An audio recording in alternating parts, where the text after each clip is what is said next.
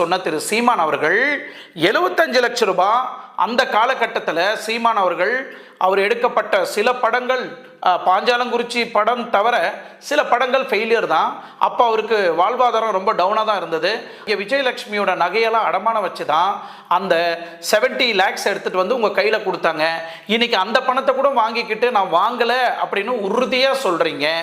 அப்போது அந்த பெண்ணு சம்பாரித்த பணம்லாம் எங்கே போச்சு?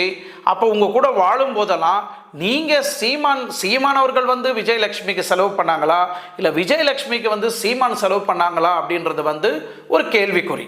இதில் இன்னொரு விஷயம் என்னென்னா, கயிர்வேலி ஃபேமிலி அந்த காலகட்டத்தில் அவங்களுக்கு மாப்பிள்ளையை பார்த்து கல்யாணம் பண்ணி வச்சாங்க இல்லையா?